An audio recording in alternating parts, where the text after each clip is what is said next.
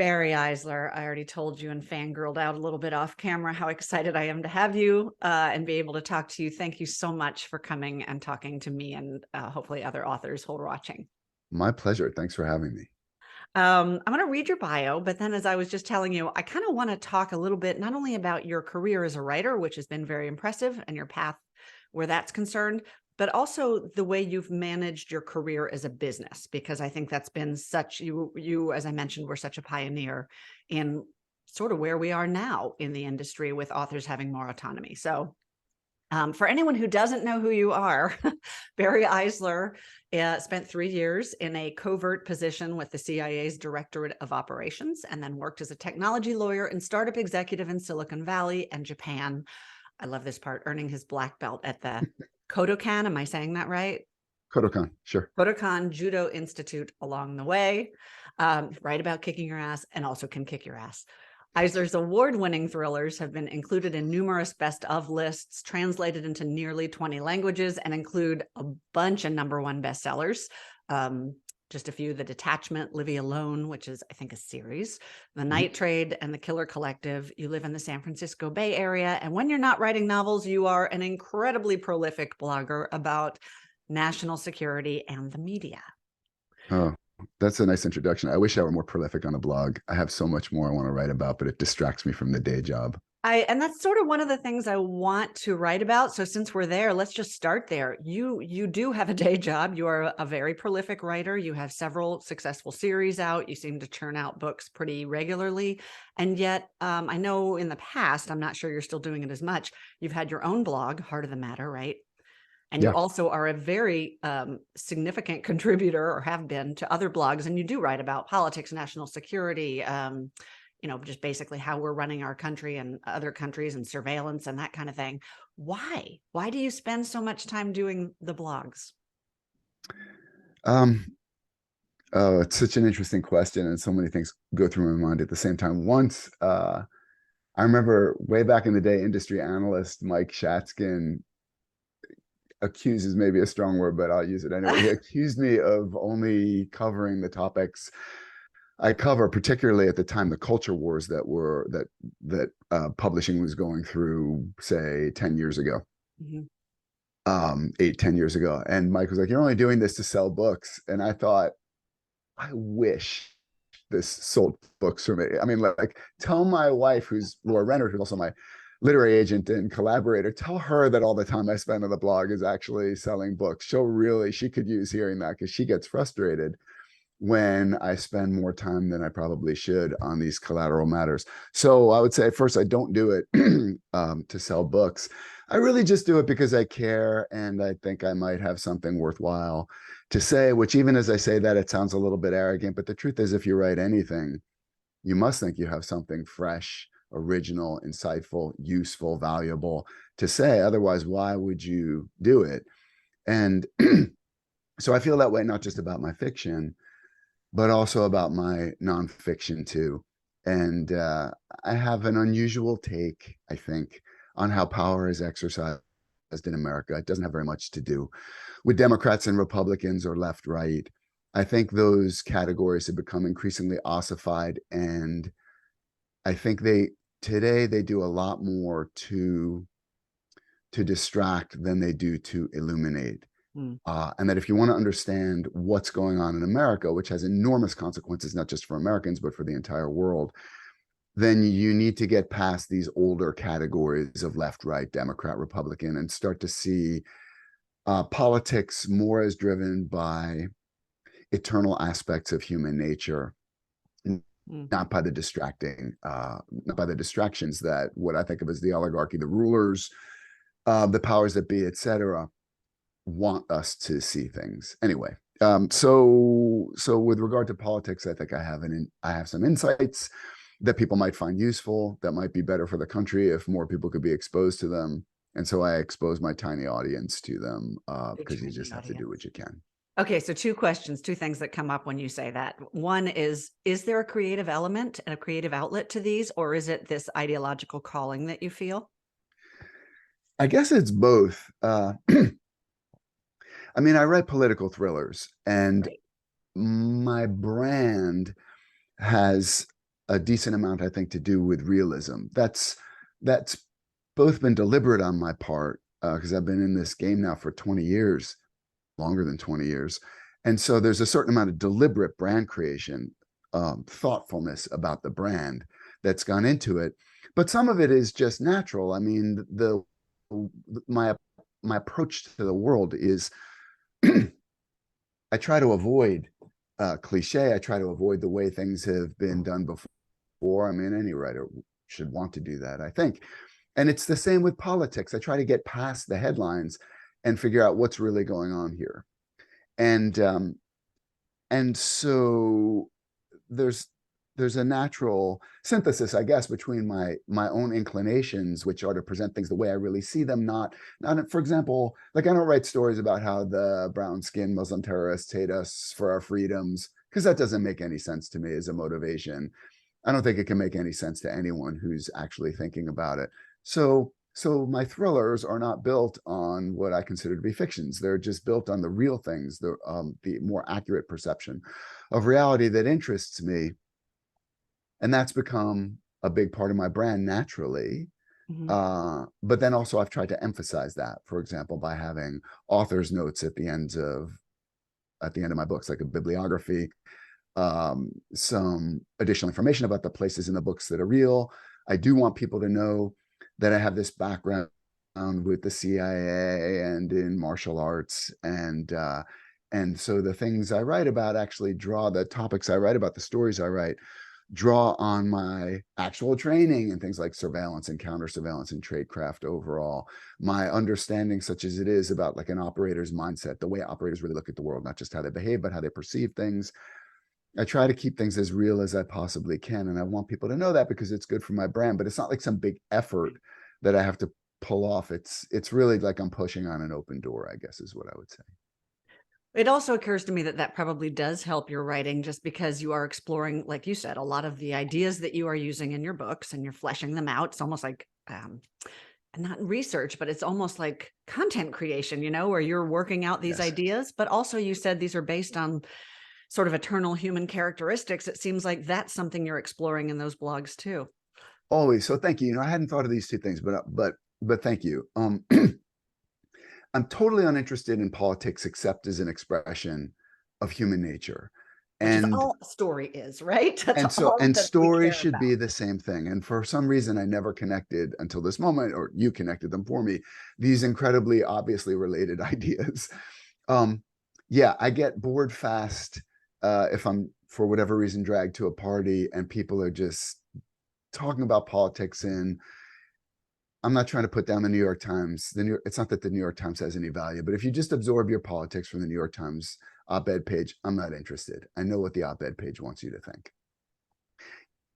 I'm interested in politics as an expression of human nature. That's where you can start to see things more accurately.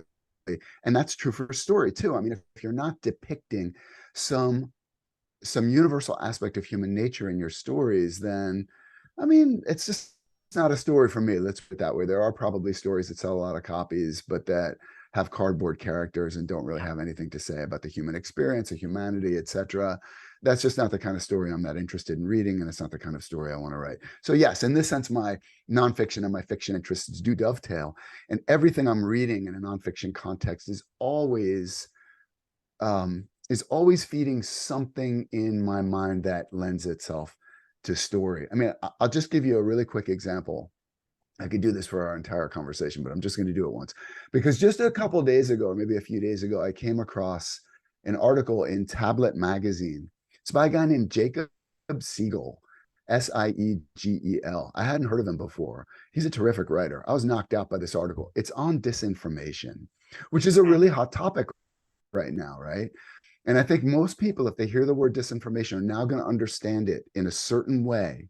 And it's the way that the powers that be have been presenting that word to America for the last 6-ish years. It's an old word, but it's been repurposed and heavily emphasized in about the last 6 years. I would say that most people don't understand the way disinformation is really being deployed. And this article beautifully, insightfully it's a 13,000 word article. I wouldn't say it summed it up because summary makes it sound like it's short. It's a nice overview of what has really been going on in the disinformation industry, and it is an industry, over the last 6-ish years. So I read this article with interest as someone who's just interested in the way the way power really works in America. As a citizen, that sort of thing really interests me. But as a novelist, I also read this thing thinking, this is terrific. This is great stuff to use and to depict in stories. So yeah, it is in that sense always a twofer for me when I read these things.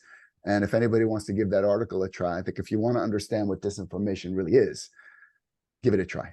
I wrote it down. I'd like to see that. Yeah, Jacob Siegel. It's quite It's an like article. everything feeds the machine, right? Like everything That's we're right. doing as creators is feeding that creative It machine. should be. I mean, ideally, not that we can't do anything that's just whimsical, but it's nice when you get, you get to kill two birds with one stone. Yeah. The article is called "The Hoax of the Century," by the way. Okay. 13 ways of looking at disinformation. Thank you.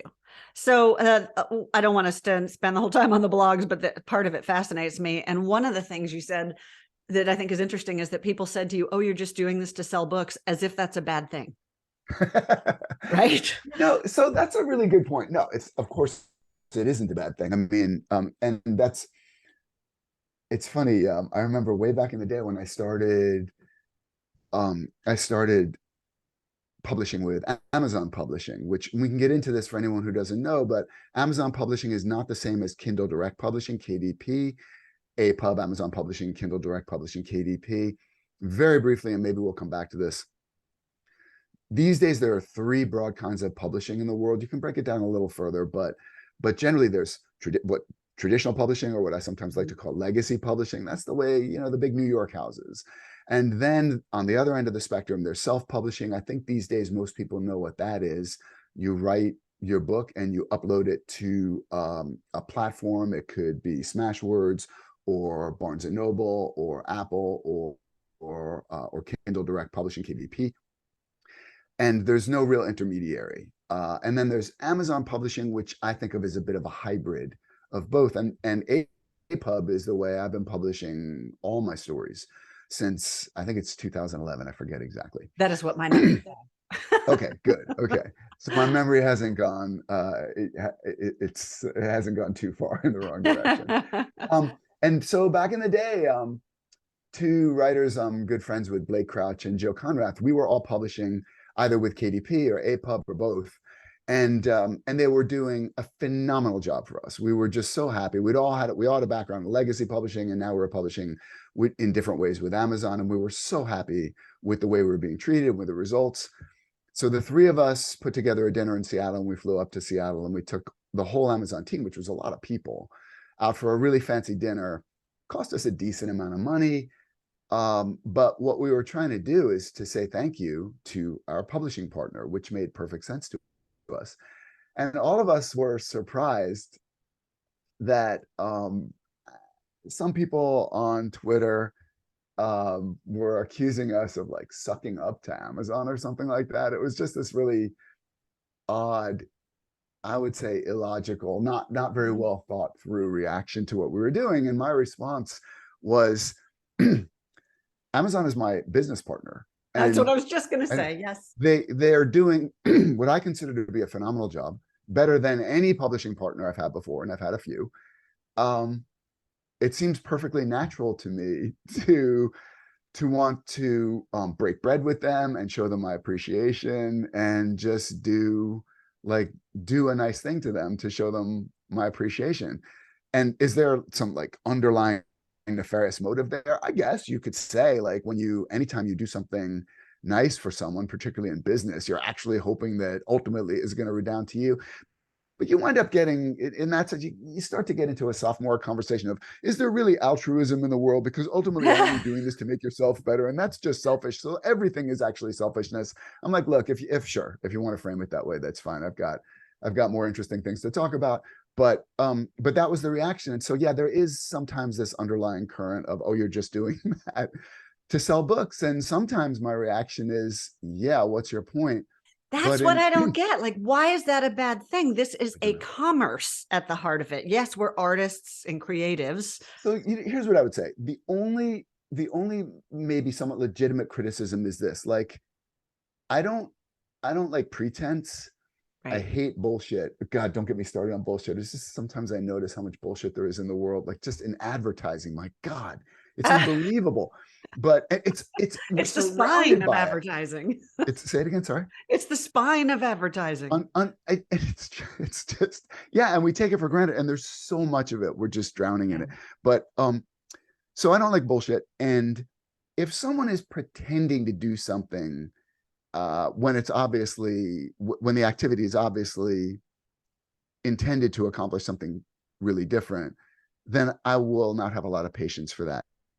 But I don't think anything I'm doing publicly is like I pretend it's some charitable act, but it's actually redounding to my benefit. I mean, if I'm wrong, my detractors will of course let me know, but I don't think there's anything like that. The stuff I do in a nonfiction context, I won't, it might sell books. I don't do it because I think it'll sell books. That's just the truth. I know some people say that you're full of it, Barry. And I'm like, look, if you can see into my heart better than I can, then God bless. I don't know. I know that I get that. consciously I don't spend the time I spend in a nonfiction context because I think it'll sell books. I have evidence that it has the opposite effect. I do get irritated emails saying, that thing you said about waterboarding in your sixth book, that just put me off. I get a decent amount of emails saying, "Oh my God, I can't believe it." I used to love your books, but then once I realized your politics because I stumbled across your blog, I can't read you anymore. I usually respond to those emails just saying, "Listen, I appreciate you giving my books a try. I'm glad you were able to enjoy them while you could." There's a very interesting connection in my mind between the artist and the art. And when we learn things about the artist, sometimes it affects our our relationship to the art, sometimes more so, sometimes less. We can all come up with, some people will say, "Oh, I don't think the artist should have anything to do with how you appreciate the art." And I'm like, if you start playing with more extreme hypotheticals, you'll see there is almost always a relationship. Like you love someone's poetry, but then it turns out actually that person was a child rapist. It gets revealed, Yeah. or was a Nazi, a closet Nazi.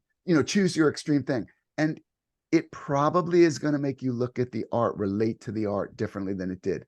It's just a very interesting thing about human nature, I think. And I don't I know don't that think you that's can. a bad thing. There's a level of I don't either. authenticity I think an artist should bring to their art, and that is a function of who they are as a person. And so I don't know that it's a bad thing to consider the art and the person as one I don't entity think in it. some I don't ways. think it is. I actually think it's an inevitable thing, at least Yeah. at the extremes. And this raises an interesting business question, which is, how do you want to tailor, as a person who makes money from her art, how do you want to tailor your public persona so that it enhances your sales or doesn't unduly inhibit your sales? And this is a decision every individual has to make for himself. I don't know. Boy, But for me, I've that's a made the good conscious question. decision that I don't care if my blogging, which is on political matters, I don't care if that costs me sales. And that's what I say to people who write to me and says, "Well, who say, I'm not going to buy any more of your books." I always say, I appreciate that you bought them. I actually support economic boycotts. I think people should vote with their wallet. And so, if you can't enjoy my books and you want to make an economic statement, I actually support that activity. So God bless. So you have this Um, comfort and I'm going to say joy, even though it's like super woo woo, I guess. You have a clear enjoyment of everything that you do. And to me, it is not unconnected from the stuff that we're talking about, the fact that you are doing this on your terms. And as I said, that's one of the things I've always so much admired about the way you run your career. And you did that at a time when it was a stigma for you to do it. For anyone watching who doesn't know the history of sort of the big self-publishing movement, Barry and Joe Conrath, you mentioned earlier, and a handful of other players were very early adopters when self-publishing started. You very famously walked away from a six-figure deal with a major publishing house to initially pursue self-publishing, and that was a huge stigma. And then you went to Amazon, and that was a huge stigma among the people who had lauded you for going to do yeah, self-publishing. I yeah. actually was at Pikes Peak, the conference. Oh yeah. the year after you were there. And I mean, people walked out on you and you created a furor because this was what, this would have been like 2011, 2012. I think it was later than that. I think it was 2014, Okay. but I I could be misremembering. And That was a agents really walked out on you and were tweeting things about you, and publishers were doing that. Like you were the bad guy for a long time, but you totally. seemed to have a vision very early in an industry that at the time did not allow for an author to have a great deal of autonomy or to do anything outside of gatekeepers. You took the reins of your own career. And I had this whole like nice list of questions to progress through. We've trashed that. I'm just enjoying where we're going. So Yeah, that's it. That's kind of where I want to go. Like, it's hard to make that decision now. I talk to a lot of authors who don't know what path to take, and who, as you have said, there are pros and cons for each path. But ultimately, sort of the gospel that I try to preach is this is your career. And if you want to sustain it, it's really freaking hard most of the time. And so you better find a way to do it that is fulfilling to you. How did you have I guess, the vision and the courage to do something that was not a well-trodden path at the time that you did it? How did I? Probably was drinking too much. No, Oh, I'm that kidding. helps. Consequences. I know, right? I'm like, what's the worst that could happen? Um, so God, I'm sorry. I'm trying to think of like, how do I build a quick foundation, uh, so that my decision makes sense and that that there are lessons that people can use to help decide to help make good decisions for themselves. Okay. So I talked a minute ago, just briefly about how I could go, and I have in different contexts in writing and in keynotes, I've gone deep on like laying out a whole foundation for this. Let me just suggest this for anyone who wants to learn more about what I think is the fundamental nature of publishing, writing, publishing, like the whole industry. Joe Conrath and I wrote a blog post years ago, but I think it's still relevant and would be a good primer. If you Google Eisler, Conrath, and I think the name of the article, or just Eisler, Conrath, lottery, Carney game, or even just lottery, you'll Yeah, get I've it. I got think it it's pulled called up Publishing is a actually. Lottery, Publishing is a Carney game. It's on Joe's blog. Mhm. It's quite a few years ago. But I think it's a good primer for what is publishing and how do you decide how you want, what path you want to take, what mechanisms you want to use to reach a mass market of readers, which I think is the goal, the business goal of every writer. I mean, look, there's always weird exceptions. Maybe there's someone who actually doesn't want to reach a mass market of readers. I've never met that person. But if you exist, that's fine. If you're listening to this podcast and you're probably not, that's fine. But but most, I'm not saying that's the only goal. There are artistic goals, and there should be. But on a commercial level, everybody wants a bigger audience. So how do you do that? And generally speaking, again, you can go the legacy route or traditional route. The legacy publishers like to call themselves traditional publishers, and I like to tweak them by calling them legacy publishers. And there's the APUB route, which I think is a bit of a hybrid, and there's self-publishing. How do you make that decision? A good place to start, I think, is that primer that Joe and I wrote. We don't agree on everything. We have a slightly different take, and there's some conversation in there and a lot of links.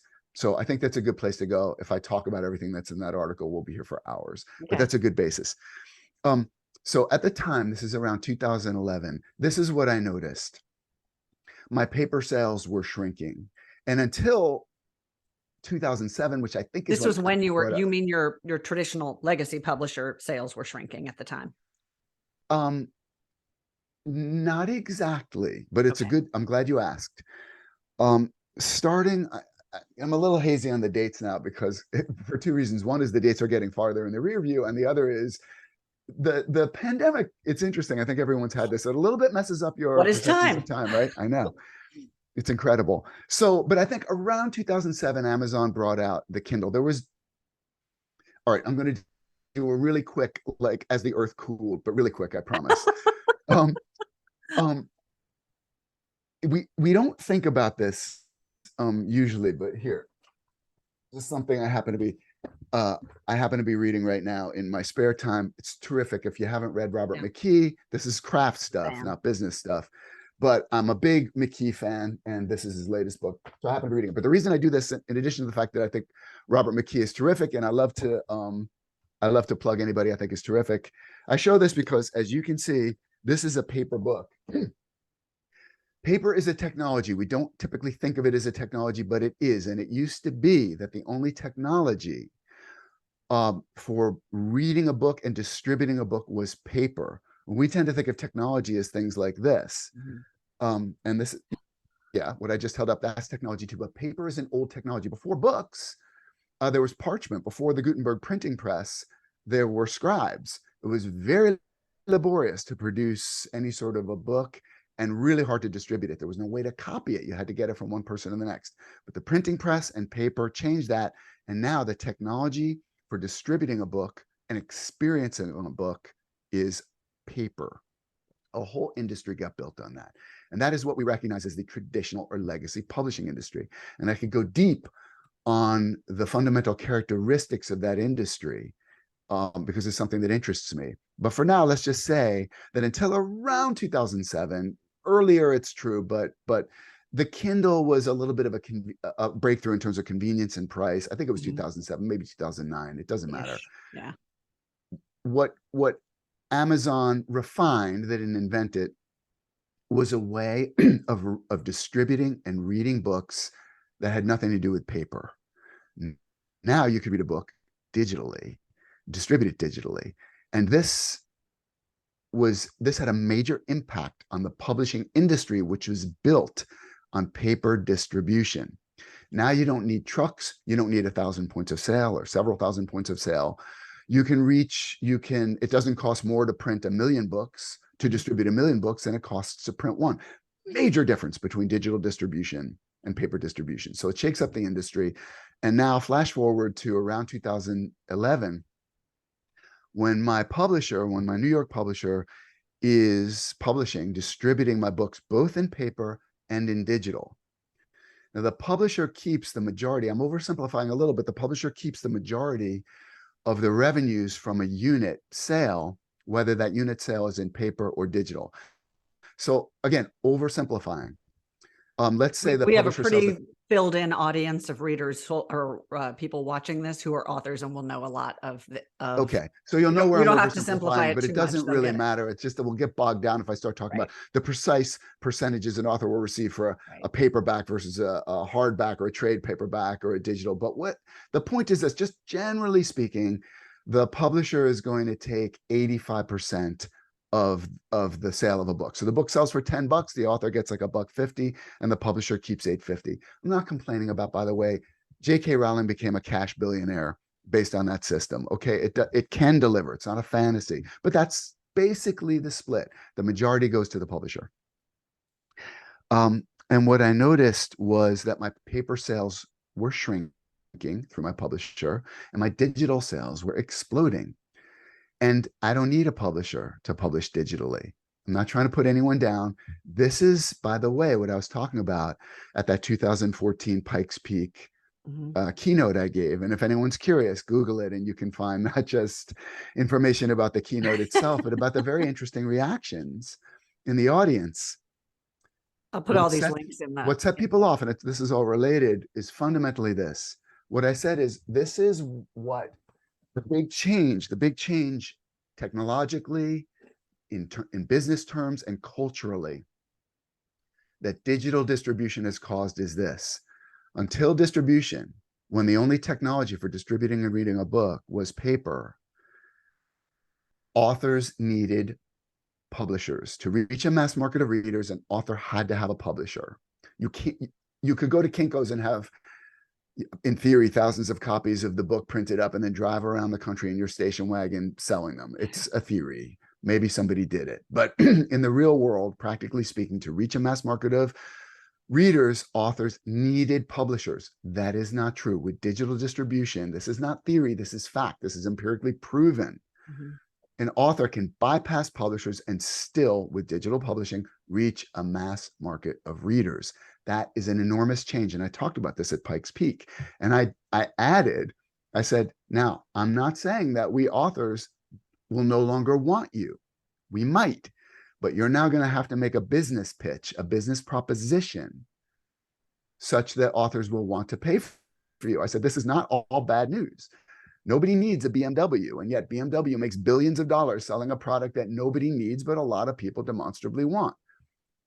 But you are now moving out of the realm of what we typically understand to be business monopolies, where you've got a lock on people and they have to go to you. They don't have a choice, to a realm culturally and business-wise where your providers do have a choice, and you're going to have to pitch them now. You're going to have to offer them enough value to make them want to work with you. This, to me, what I just said, is about as true as 2 + 2 = 2. It is axiomatic. And the level of personal offense and childish behavior that my recitation of an axiom caused at this conference was fascinating. And I'm going to mention one other thing here, because I think it'll be useful to anybody who finds himself or herself in this, in a similar situation, which, by the way, all authors will. You're going to get a bad review at some point. You're going to get a sarcastic review, an unfair or unjust review. So what do you do with that? It's hard, but the best thing you can do, and I'm not saying I'm great at this, but I strive, I try. Set aside your ego. Pretend it doesn't have anything to do with you. It's happening to someone else. It's not you and your little duck feelings. It's not, do you know who I am? It's just a thing that's happening, in the world, as it happens all the time. And it's not that hard once you start practicing it. So if I get like a bad review, like an Amazon customer review or a review in the press or something like that, instead of feeling like, you bastard, how dare you? Do you know this book is so great? I'm like, hey, no book is for everyone. That's a fact. We know that. No book is for everyone. And so this book was not for that person. It's not a big deal. And it's completely legitimate for that person not to like your book, by the way. It just is. So there's nothing to get upset about. And I felt the same way at Pikes Peak. I didn't realize actually what was going on, because it was a big audience. It's a big conference. Yeah, it is. And there are lights in your face. It's not like I can see in the audience as people are walking out. But then afterward, a lot of people are coming up to me, gratefully shaking my hand. Thank you. That was so authors, right? The blah, blah, blah. authors. Like, oh, you're welcome. I'm glad it was useful. And then I went back to my hotel room and opened Twitter, just because that's what I do. Warm up to whatever real work I have to do. I'm like social media, wasting time for a few minutes. And I was like, holy shit. People were saying, don't listen to him, cover your ears. Literally, they were saying this. These are agents, literary agents, telling their clients, I'm quoting verbatim, cover your ears, don't listen. I walked out. What an asshole this guy is. Listen, you might not like the substance of what I had to say, but I was unfailingly respectful and polite in my delivery. It's my way. I want people to listen. I want to persuade people. Never persuade someone by insulting them or disrespecting them. So it was interesting. But here's the lesson. So if somebody treats you badly, as people will in this world, there are two broad ways of dealing with it. One, which I get, is attributed to Sonny Barger, the president of, at the time, the president of Hell's Angels. Okay. He said, treat me good and I'll treat you better. Treat me bad, I'll treat you worse. And that, I think, is how most people do it. It's how we're wired to do it. And there is an appeal to that. But for anyone who's listening, I recommend looking up a term, because if I go into it, we'll go deep, but fundamental attribution error. It's just a key to human nature. It's good for writers. It's a good thing to understand, because really it's one of the skeleton keys to human nature. Fundamental attribution error. And I'll just say that for anyone who wants to go more, just look it up and off you'll go. It's fascinating. All those people in the audience at Pikes Peak who were calling me an asshole and all the things, an idiot and all the things they were calling me, they felt completely justified. They genuinely believed that I was the bad guy. They weren't doing anything cynical. And so for me to respond in kind would have only reinforced their impression that I am a bad guy, because in their minds, they're the good guys and I'm bad. And for me to treat them with disrespect would be like, can you believe this guy? This bad guy treating good guys with disrespect? What an asshole. It would make them even more confident, more certain that they were right, that I'm an idiot or an asshole or whatever they were calling me. By the way, there's a geopolitical lesson here, and it pertains to torture. One of the things that I As was it does, blogging as it about. always does. So this is how my interests line up. Post 9/11, America embraced torture in contravention of all sorts of federal laws and treaties. And I blogged about this a lot at the time. I worked with Human Rights First to try to shore up our legal defenses against torture, lobbying various senators and Congress people. But here's the strategic point about torture. When you have what we euphemistically call detainees, detainees is just a word to mean someone who's been in prison without charge, trial, or conviction, possibly forever. When you're dealing with a terror suspect who possibly has been inculcated into thinking that America is so evil that the evil of this country justifies blowing up a bunch of innocent people. You've gotten yourself, you're like, well, they pay taxes, right? So they must be evil, which, by the way, is the way we look at what's going on in Russia right now in Ukraine. But I'm piling parentheticals upon parentheticals, which I sometimes do after my coffee in the morning. Sorry. But here's the thing. If you then treat that, let's see, that terror suspect, who you know for a fact actually tried to detonate a suicide bomb and blow up a bunch of innocent people, and you know that person's a bad person, he's an evil person, that's all fine. But that person doesn't see it that way. That person thinks they were doing something justified, maybe even necessary, against an evil actor. Anything you do that is disrespectful to that person, tear up a Quran in front of him, put it in the toilet, torture that person, otherwise mistreat that person, is all going to feed that person's existing perceptions about who's good and who's bad. And you'll never get accurate, actionable intel from that suspect.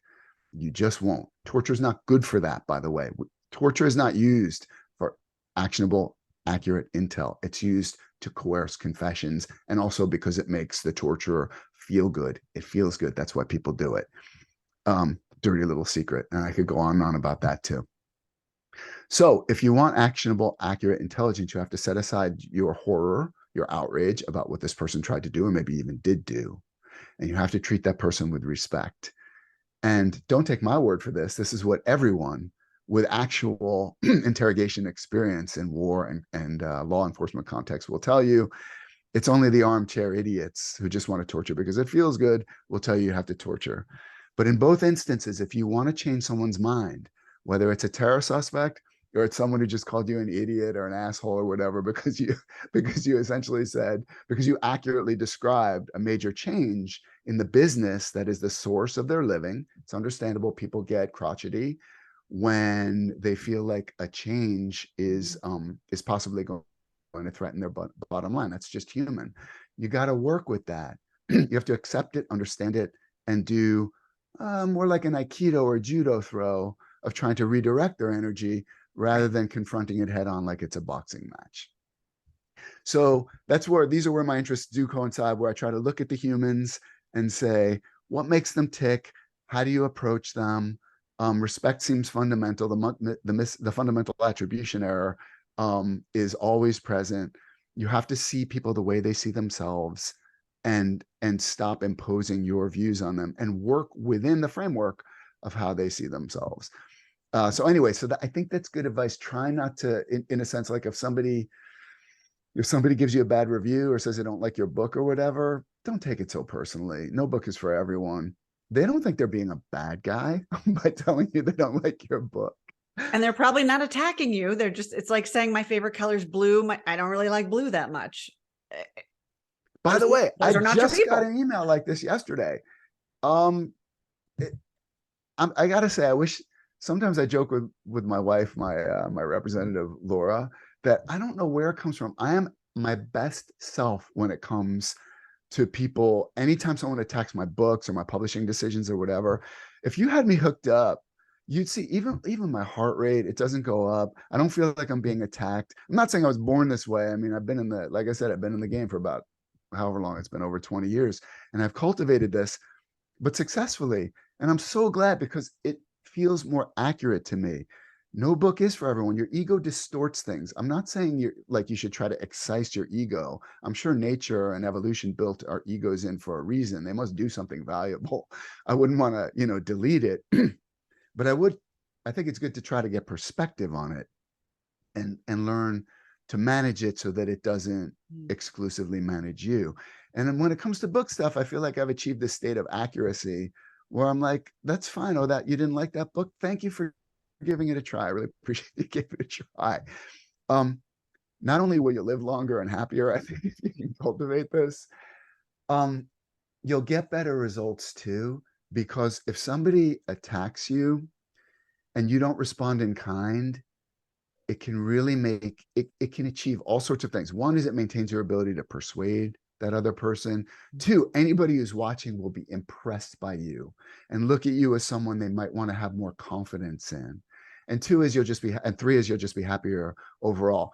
Yeah. If anybody's curious, if you want to see the best demonstration of this I've ever seen, I think if you Google Steve Jobs heckler, Okay. probably I'm going to put all these links below.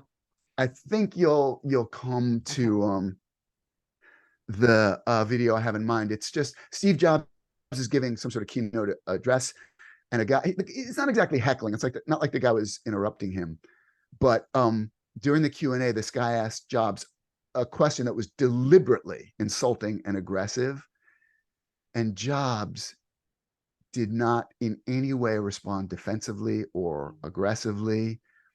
And if you look at the subtext of this exchange, and we writers should be keenly aware of the difference between text and subtext. And if you want to go deep on this, you can Google it or read a Robert McKee book or go to one of his lectures or whatever, because I've learned more about text and subtext from McKee, at least on a theory level, than I've learned from everyone. Then you got to learn about it on your own by looking for it and practicing it.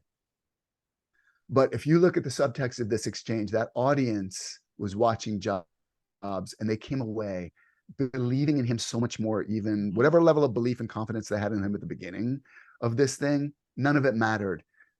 The way he dealt with the heckler raised their esteem for him significantly. So if you can cultivate that, it's good. I gave a talk a few years ago, really, really cool opportunity. I was invited by the San Francisco chapter of the Association of Former Intelligence Officers. I think that's the name of it, of the organization. The San Francisco chapter invited me to give a talk on what was then, I don't even remember what book it was, my latest book at the time, alongside former General Michael Hayden, who's also the former head of the NSA, former head of the CIA. So Michael Hayden's a big deal. And he had just written a book called Playing to the Edge, nonfiction, memoir of his time in government. And so I gave this talk to a room full of 100 former CIA officials, NSA officials, FBI, Naval Investigative Service. So a lot of people with military and law enforcement and intelligence backgrounds, careers in all those areas. I didn't have a career. I was at CIA for less than 3 years. And look at me, I got long hair and I don't shave as much as I used to when I was a lawyer. And I was the only guy in the room who looked this way, although I was wearing a suit and tie. But these are really buttoned down people. I'm not saying that in a bad way. It's just like they are from a certain, they have a certain background, a certain set of life experiences. And in my experience, a certain way of looking at the world, which I don't necessarily share. And I'm about to give a talk about how Edward Snowden, the whistleblower, is no traitor, but in fact a hero. And we should all be grateful to him for what he did. And this is not going to be a receptive audience. I know that. So what am I going to do? Like try to jam this down their throats or tell them you guys are all wrong, et cetera, et cetera? No. I use humor and a lot of respect because I do respect these people. I know a lot of them. Many of them are my friends from my days way back in the way. Some of them went on to have 30-year careers in intelligence. Mine was only 3, but we're still friends. So I know them, but I want to persuade them. And at the outset of this thing, I could see everybody looking at me like, what the hell are you saying, man? And then as it went along, I saw the grudging, well, that's a fair point. And by the end, there were smiles and nods of like, okay, I get it. And then people are coming up to me afterwards and shaking my hands and saying, I don't totally agree with you, but you made a really good point when you said like there is no oath of secrecy, which there isn't. That's propaganda. there's only an NDA, a non-disclosure agreement. And one thing we never talk about in the context of whistleblowing is the real oath that people like I took when I was with CIA, or Edward Snowden took back in the day, which is an oath to protect and defend the Constitution. That's the oath. There's no secrecy oath. You have to consider those two things together. Sorry, I know I'm going a little far afield. I sometimes do that. But the point here is this: if you're a writer and someone gives you a hard time, don't take it personally. It's not personal. And even if it is personal, who cares? Respond the way Steve Jobs did when that guy tried to make him look bad. Think of it as an opportunity. You got a hostile audience that can be intimidating and scary, and it takes a little practice to deal with it. But if you don't take it personally and you look at it as an opportunity to treat people with respect, to try to understand their perspective, and then within that framework, to try to open their minds to understand the new perspective you're trying to share with them, you can make magic happen. And it's really fun when I it mean, works. isn't that storytelling too? You know, not that you're facing a hostile audience or one that is resistant to your story, but you are, I don't want to use the term seducing like you're snowing anybody, No, but basically what you're doing is saying, come with me and let me show you my perspective. that's And exactly right. maybe it's for you and maybe it's not. And I'm also hearing a really good recipe for success in this career in what you're saying, because it is somewhat of a detachment from the personal aspect of this that I think can be so hard about agent rejections or publisher rejections, or your sales aren't that great, or you get bad reviews, and all the many slings and arrows of this business. Yeah. If you detach from it and you stop making it personal about you, and this is just, it's your art and it's your business, Yes. and I you do think, it on your terms, but you do it, like you said, with respect for the fact that this is what you're doing and it's not going to please all palates, and there's nothing wrong with that. yeah, that's a nice way to sum it up. Thank you. And I want to add, for anybody who's trying to get published, you're trying to reach that mass market of readers, however you're trying to do it. I remember what it's like when I was trying to write my book, and I'd see books in bookstores or posters for a book signing, and those people seemed like they were a different species to me.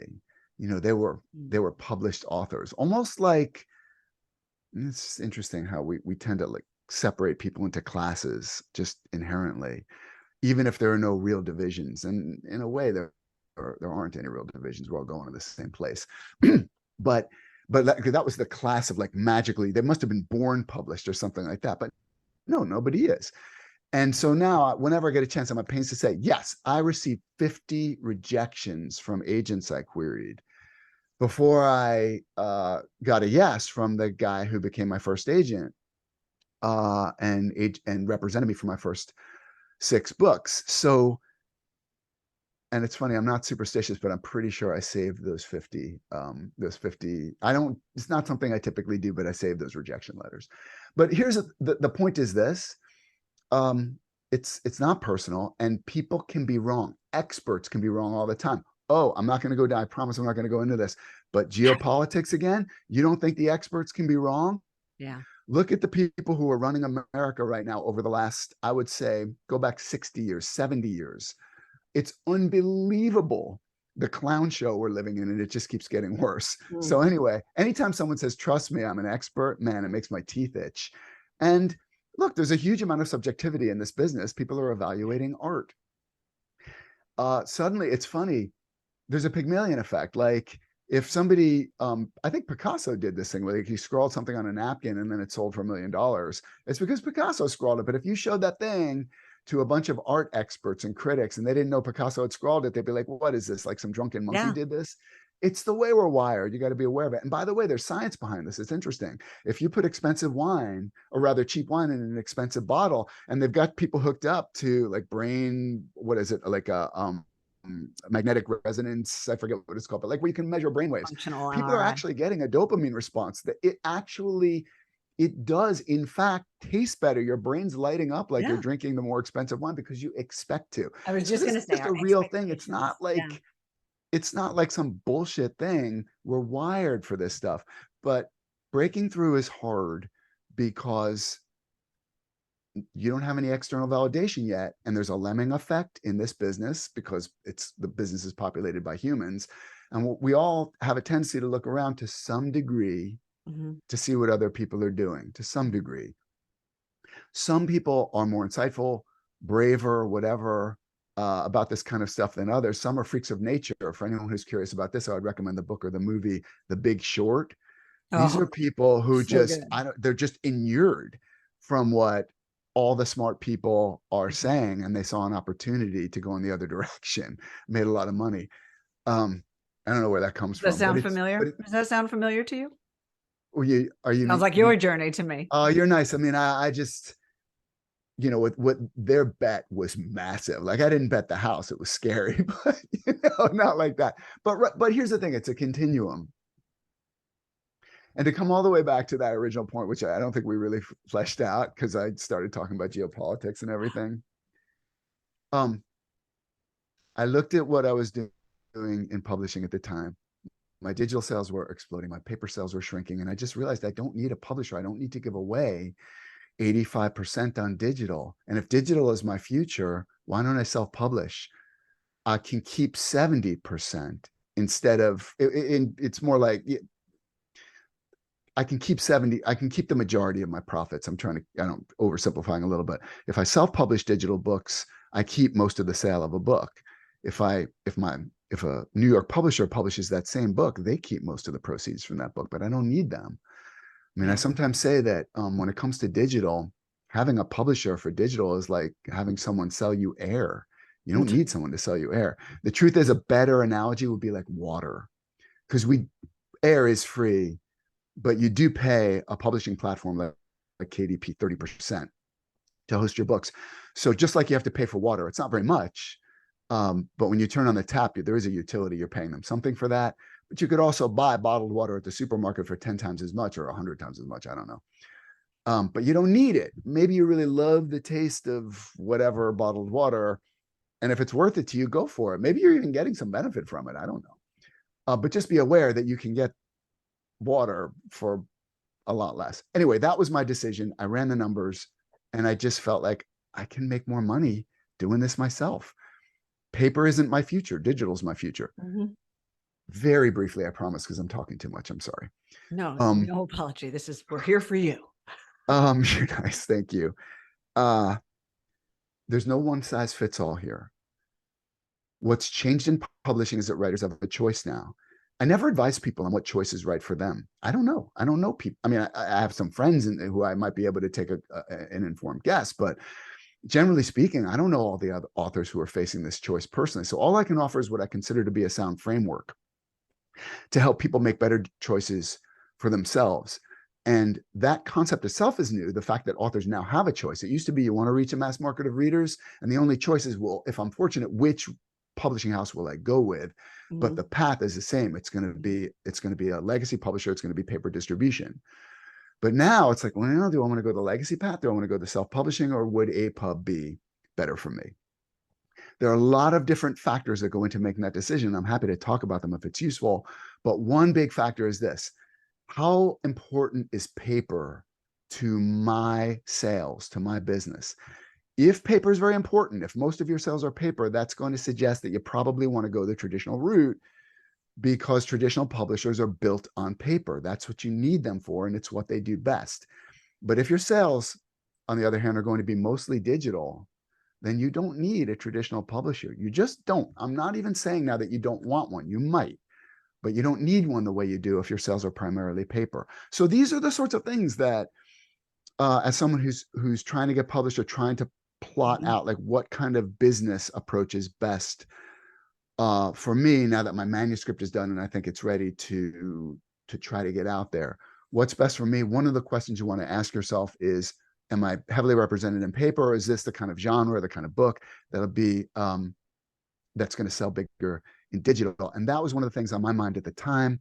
And then, as you suggested, Tiffany, it's true. There was a little bit of a stigma at the time. There shouldn't be. It's ridiculous. But it's like, self-published is, like Mhm. lesser. You haven't been anointed by the guardians and curators of rich literary culture, which, by the way, is the way New York publishers like to present themselves. It's easy to parody, and I just did, but the parody is only like a fraction more than the way they talk about themselves. It's okay. The New York Times calls itself all the news that's fit to print, which is a little embarrassing.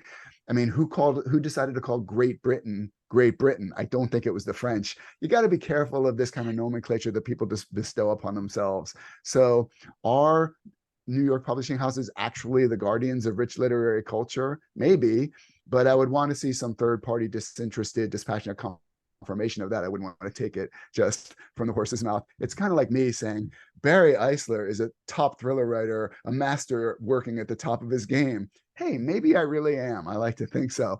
But when I'm the one telling you that, you should say, let me see if a disinterested third party has made those claims rather than Eisler himself. So anyway, this is one of the things you should consider. Paper or digital, where are my sales going to be bigger? And then I very think for quickly, a lot of authors, especially newer authors, it's also reach and platform. And that that is also a bit of a relic, because I don't think that traditional publishers always have the bandwidth or, I don't know, infrastructure anymore to offer the kind of marketing that we may have this romantic idea about. And it does fall into the author's lap a lot. yeah. But I think that is one additional consideration a lot of authors are making in deciding which path to take is, as much as there is so much freedom in self-publishing, indie publishing, they're calling it now. Yes. I don't, it can, unless you have that built-in platform, which you were lucky enough to have when you left your publisher, because you had a name, you had Yeah. established a readership. Yeah. It's really hard to build it up as a self-publisher. And then you've got, as you've pointed out, Amazon is wonderful at that marketing element, but then you're probably, there is paper distribution, but it is not the focus like it is with traditional. Yeah, that's right.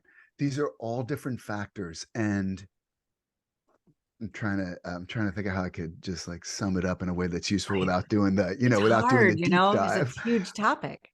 It is. It's a huge topic. That's right. And so, what I would say is the best way to approach this maybe is this: be careful to distinguish between the theory and the reality of publishing. The theory of legacy publishing is we're going to pay you a big advance. We as a publishing house will then be heavily invested in the success of your book, because your success is our success. You'll be provided with an expert professional editor, an experienced editor who will get what you're trying to do and take it to the next level. And you'll receive expert copy editing and proofreading, fantastic cover design, jacket copy, and then our superb sales and marketing force will deploy and get you into thousands of points of sale. We'll do co-op with the various bookstores to make sure that you get placement in the front of the stores. We'll do marketing outreach to the New York Times and Time Magazine and People and get you on the morning show and build word. And yeah, and it's funny because it's kind of, as I say it and build, it becomes, you realize, haha, it's funny. But I want to be fair to the publishers who promote the theory that I am now describing. It isn't a fantasy.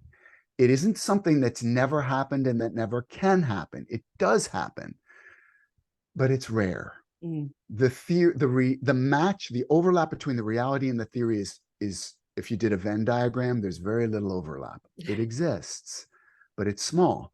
And so one of the things you have to determine, that you have to try to predict, is how likely is it that I will be in that overlap area between the theory and the reality. And this is true not just with regard to legacy publishing, it's true with the other systems too.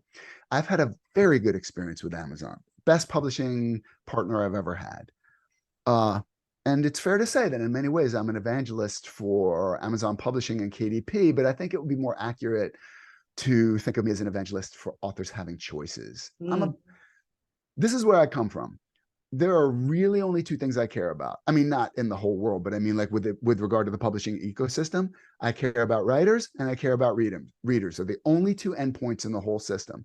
And I think books are wonderful, and I think reading is wonderful, and reading is good for society. Books are great. And all you need for books is for people to write them and people to read them. That's it. Everything else is a middleman. This is one of the things I talked about at Pike's Peak.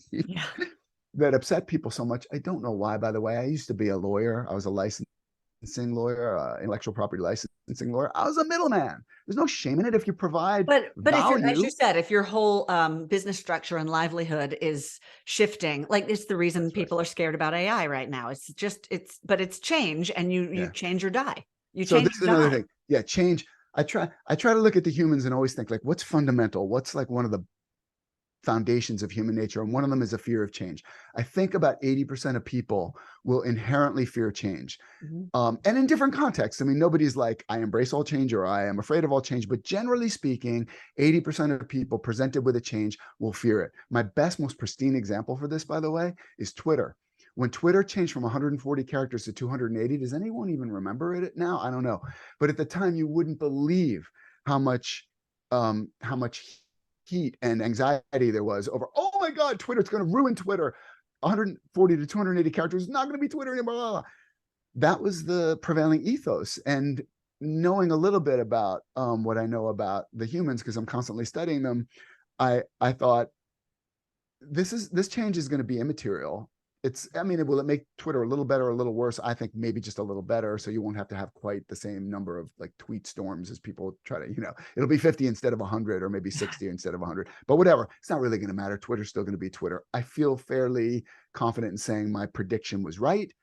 And I would say we can't do this experiment, but if you could have started Twitter with 280 characters, and then Twitter was like, we're thinking about changing it to 140, you would have had exactly the same people Yeah. making exactly the same arguments. It's going to destroy Twitter. I'm not trying to put anyone down. I'm sure I do the same thing, or I have caught myself doing it in other contexts.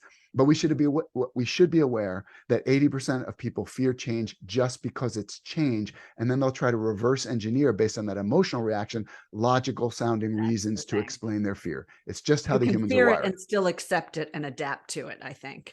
Yes. So why are publishers threatened by digital? A lot of reasons, but one of them is it's just change.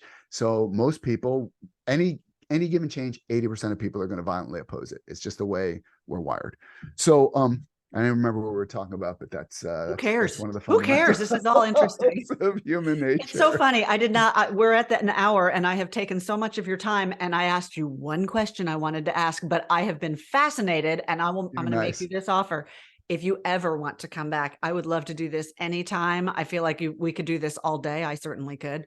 And I Thank do you. think everything you're saying is of such value to authors in determining their own career path. And also, and this is sort of my gospel, is how do you create a career that you can sustain and enjoy throughout your life, if that's what you choose to do, on whatever terms are fulfilling to you, even if that doesn't mean you're in that tiny slice of the Venn diagram that so Yeah, yeah. few authors get. And I think you're hitting the nail on the head of every aspect of that. Oh, you're really nice. Thank you. And I'm sorry, because I know that was pretty discursive. Sorry. And you had a list of questions, That's and why you're here, bro. I thanks. don't want to I, talk I about my was questions. I want to hear I yours. always, but I always, I mean, I think that it was a little more discursive, even for me. That was pretty discursive, and so I always, my touchstone when I enjoy these conversations, Me but too. always what's going on in the back of my mind, or almost as much as I can anyway, is to have going on in the back of my mind. What can I present based on my experience in this industry that other people will find Yeah. useful, things that maybe I learned the hard way or figured out only after a certain amount of time, that I can present as a kind of shortcut or template or framework that people will be able to use to make better decisions for themselves. I think we definitely covered a lot of that, but maybe not in as rigorous a way as might have been I'm maximally much useful. more interested in the conversation than in sticking to a list. I have the questions in case, like here's a structure, but I love just sort of following where the conversation leads. And you took us to areas that I wouldn't have gone to. And so I just love it. Seriously, Thank you. if you want to come Probably back and do nobody would have this, gone to. I love it. If you want to come back and do this anytime, this door is always open. And seriously, it's a group of really engaged writers that watch these and read the blogs. And I think that we're all nerding out on this stuff. And it's the kind of thing at least in my experience, you don't get as much of that, because so much of what we do has to be tailored to a readership or, people at large. And it's really nice to be able to just drill down on the stuff that is relevant to authors. Thank you. I certainly enjoy doing it myself. I don't do it as much as I did during the culture wars. I was pretty vocal, and obsessed actually with it because it was a time of such change and ferment. Yeah. And I had this feeling that the prevailing ethos that was being fed to authors from on high, from the rich guardians of literary culture, was worse than self-interested. It was inaccurate. And that kind of thing always engages me and makes me want to push back. So I did a lot of thinking and writing and talking about this stuff. But now I don't do nearly as much of that. Or sometimes I'll rant about it a little bit to Laura, but mostly I'm just trying to focus more on the creative stuff I do, whether it's nonfiction or fiction. So Which I thank would you. love This was to have talked refreshing. I more got to about. draw. Sorry, I didn't No, get no, to no. take us there, and I really wanted to. So I would truly love to have you come back to talk about that. Well, But thank you. Thank you. I would enjoy that too. okay. So let's stay in touch. Maybe we can make a part 2 and it'll be more focused or something. Oh, We'll, no, we'll stick please a don't little bit closer to apologize. I the thought this script. was fantastic. Thank you. If people want to find you, and I have a feeling they will, you've given some great links, and I'm going to put those below. But where's the best place to connect to you, your books, all your other writing? Well, I should warn people that mostly what I link to or write about or post on, whether it's my blog or Twitter or Facebook, it's usually political stuff, but not partisan stuff. That doesn't interest me. When I say political stuff, I think I'm talking about things that have to do with the way power is exercised in America. That interests me a lot. And I think it's most valuable. I don't want to write what I had for dinner. I don't think people find that interesting. Although every now and then, if I make a cocktail that I think is particularly fabulous, I'll post a picture. But mostly it's political stuff. But if that interests you, then find me on Facebook, Twitter. My blog is on my website, barryeisler.com. Those are the places I would that say. sounds like the best place to send people, barryeisler.com, to find all of your, how many books? I've written 18 novels now and 4 short stories and a couple of screenplays and pilots too that haven't been produced, but you never know. Yeah, you sold So I know the John Rain movie was produced, wasn't it? Wasn't that Japanese? Oh, that's funny. I forgot about that. Maybe I repressed it. I had nothing to do with that movie. It was just whether for credit or blame purposes. Yes, in You had a 2009. heavy hitter in that. Who was it? Not Willem Dafoe. Gary Oldman played the Gary villain. Oldman, yeah. Oh, did you just forget Gary Oldman made your movie? So busy. Do we have just another minute? Yeah, of course. Just quickly about because it touches on a couple of things we talked about. So Sony Pictures Japan made that movie, and it was an interesting experience for me because, in my opinion, which I think I could back up by reference to objective principles of storytelling, that script was catastrophically bad. So bad that you can learn a lot from it by negative example. And a lot of times, just as shorthand, I guess, people will say to me, "Hey, I saw your movie." The movie came out in 2009. And what I always say, I just like to be accurate about these things. One day, somebody, I hope, will make a fantastic movie or television show based on my books, something that's even better than I could have imagined. And if someone says, Barry, but if I didn't do it, if I didn't write the script, if I didn't have anything to do with it, and someone says, Barry, I saw your movie and it was great, and I think it's great too, I will say the same thing. Thank you, but it wasn't my movie. It was Jane's movie or Joe's movie or whoever. They took my books and made it into their own thing. But I'm very happy with it. But that movie was terrible. And everybody's like, "Oh, I saw your movie, blah, blah, blah." And then whenever BoucherCon, the big annual mystery convention, was held in San Francisco, a bunch of people said, so I live in the San Francisco Bay Area, and they said, "Hey, if you're going to be at BoucherCon, we really want to watch your movie with you." And I said, I'd already had to go through it 3 times because Laura and I were living in Japan when it came out. And I'd had to sit through it 3 times, and I was unfailingly polite. The people who made it didn't mean to make a clunker. They made the best movie they could. It's just that it came out as what it was. And I don't want to hurt it. I didn't want to hurt its chances, but I also don't want to tell a lie. And I was doing interviews in Japanese at the time because I happened to be living in Japan when the movie came out. And people are like, every time, "Did you like the movie?" And I'm trying to answer a slightly different question that doesn't have to be dishonest, but also doesn't, I don't want to, I don't want to. What a thrill to see it on the screen. Something like that. I would actually talk about the difference between a movie is a vehicle for storytelling and a novel is a vehicle. I'm like, it's not a novel is not a story. It's a vehicle for telling a story, just like a movie is. And you have to extract the essential elements of the story from the novel and then repurpose them in the vehicle. And that's true and interesting and useful, I think. And usually it would distract the interviewer from the fact that, like a politician, I had not answered the question that was asked, but rather the question that I was more comfortable answering. But anyway, so the movie came out in 2009, and then these people a couple of years later said, "Hey, we really want to watch your movie with you at BoucherCon." And I said, "Okay, first, it's not my movie, but thank you. But I will do this. I'll watch it with you, but two conditions. One is you buy the beer, you supply the beer, and two is I get to use the remote control, and we use the movie as a teaching aid. So we get to pause the movie and talk about individual scenes." What worked in that scene? What didn't work? Why didn't it work? What would you change in it to make it work, to make it better? And they loved it. Everyone was like, "Oh my God, that'd be so much fun." And it was. We all It's got the drunk. best way to learn craft. It's a great way to learn craft. Yeah. Stephen King talked about this at one year I was at the Edgar's, Mystery Writers of America, and I think he was being honored with, I don't know, whatever, some title or something like that year. He's a terrific interviewer, or interviewee, by the way. And he talked about this, he said, there's a moment in every writer's life. You'll be reading a book somewhere, it could be an airport kiosk or something, and you're flipping through this published book and you want to get published and you're not there yet, and it's frustrating, and you're working on your manuscript and you're flipping through this book, and you have this moment that every writer would be published writer has, which is, this sucks. I could do better than this. and so don't just stop there. If you read something, if you want to get published and you read something that sucks, you think it sucks, don't just stop there. That's only the beginning. That's the first step.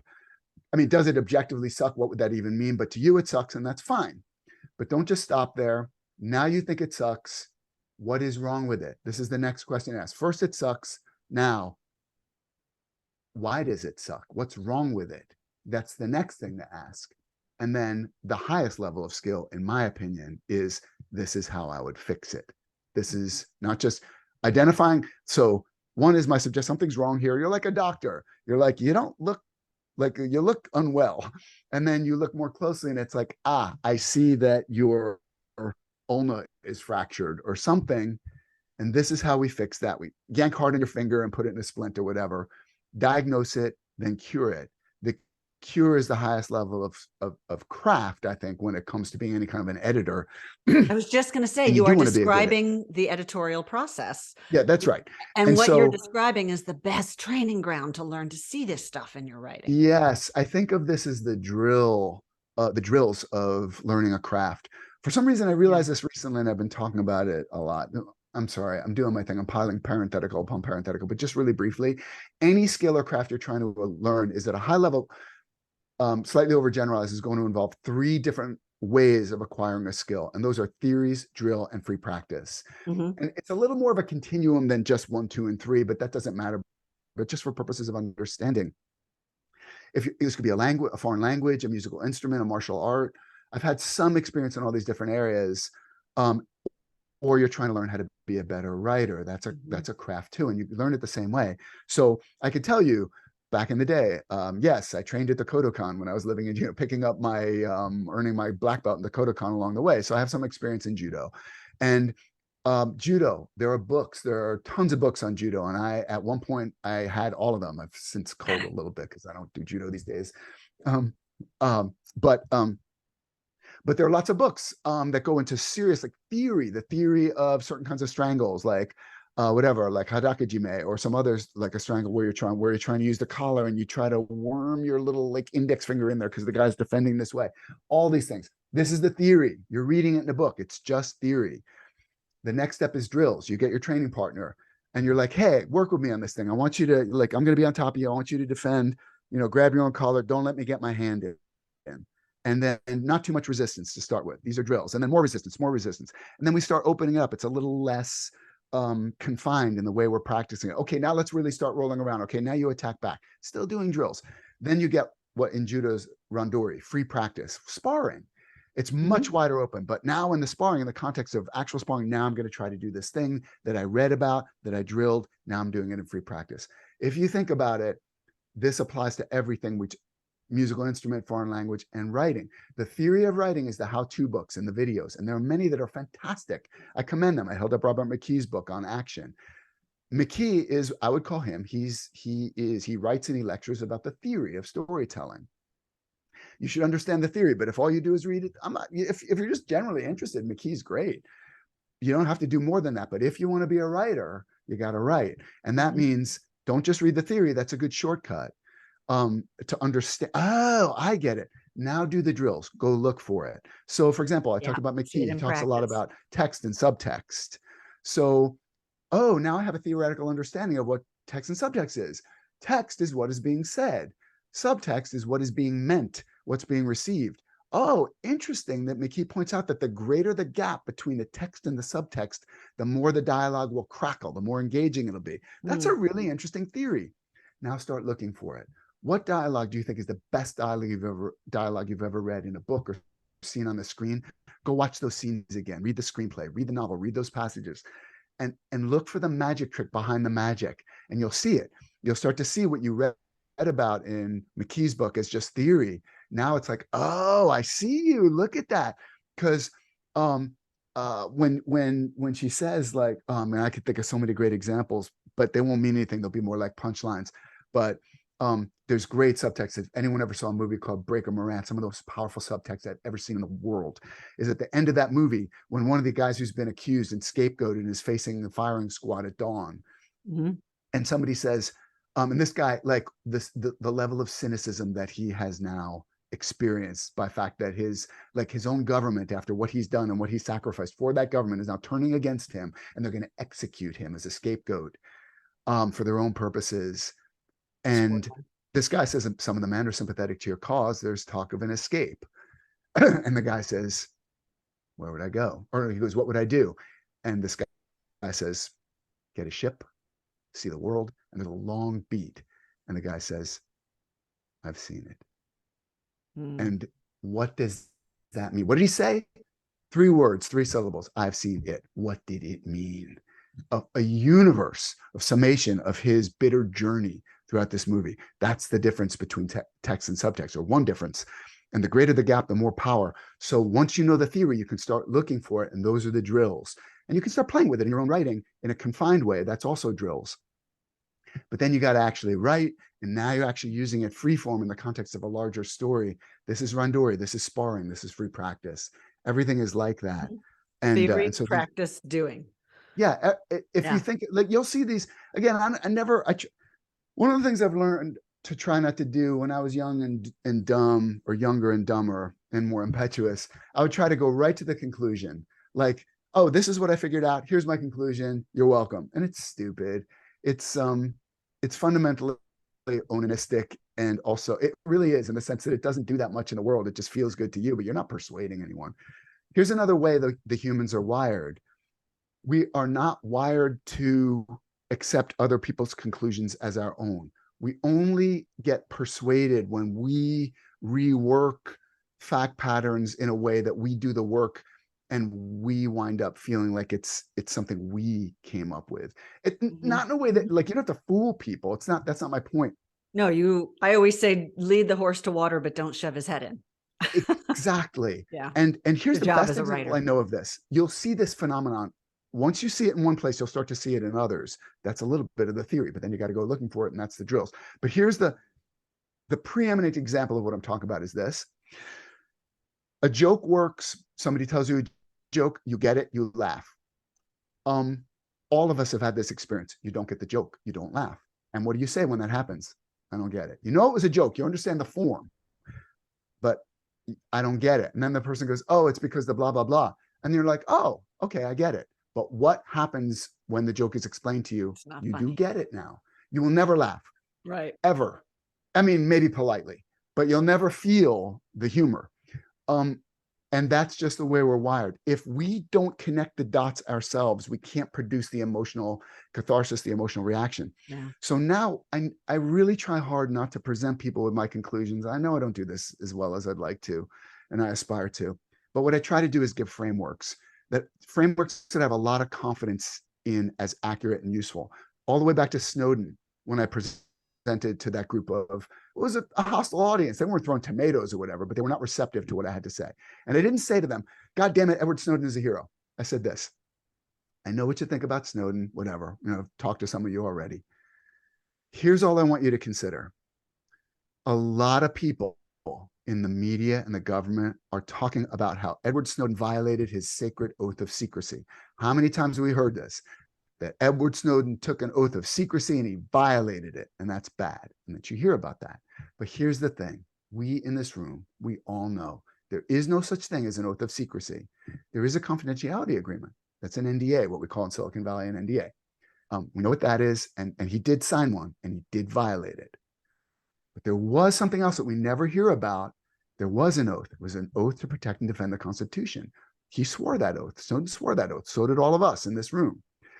And all I'm asking you to consider is this, that there were two potentially contradictory, conflicting motivations here, imperatives. One is this NDA, and the other is the oath to protect the Constitution. Now, you may think that Snowden got the balance wrong, and that the NDA trumps the oath to the Constitution, or that secrecy is more important than an oath to the Constitution, or that he somehow did the calculus wrong and recognized that secrecy is the oath to the Constitution. I'm open to that conversation. We may not agree, but we can have that conversation. I think it's a reasonable conversation. But what is not reasonable is to pretend that Snowden took a non-existent oath of secrecy while ignoring the fact that he took a real oath to the Constitution. We have to frame this as a balance between those two things that maybe he got wrong. And that's the way I try to frame. I know I'm right about this. I am right about the framework. What numbers you plug into the framework is going to be idiosyncratic. We won't always agree on that. That's fine. I think it's better for society, what I just described. There's too much of this, you're wrong, and not enough listening about, well, maybe you have a different balance you're striking within an overall accurate framework. So I try to talk more about the framework.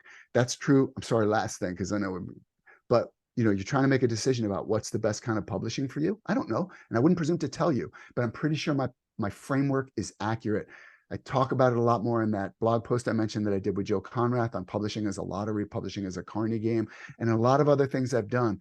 There are all sorts of idiosyncratic things you should consider about yourself, how much of an entrepreneur you are, how important is time to market and dynamic pricing and having control over your own business decisions versus marketing muscle versus the theory of the different kinds of publishing and the chances of reality of the theory being played out as reality.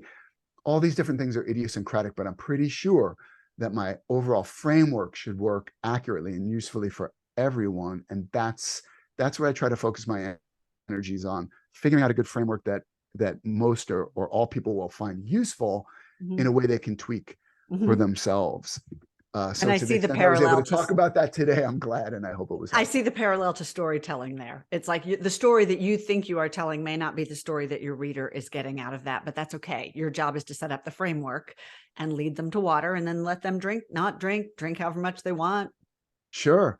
And you see this all the time in the context of people talk about the data dumps and exposition, and it's boring. You got to repurpose it so that those necessary expository points slide by in the context of something else, drama, conflict, whatever. Momentum, name it. Yeah. All right. Seriously, I could do this all day. I'm coming back to you, and I'm going to be like, come talk to me again. But meanwhile, I am so grateful for the time you gave me and everybody watching and listening. And were also gracious enough to write about your revision process, which is going to be in your How Writers Revise feature on my blog, which I'll also link to below, which is fascinating. And I'll just please come back anytime. This has just been such a pleasure, and it's a thrill to meet you. Thank you. And thanks for everyone for putting up with my somewhat meandering path. I hope we did touch on a lot of things that people will find useful. I think we did. Thank you. Okay.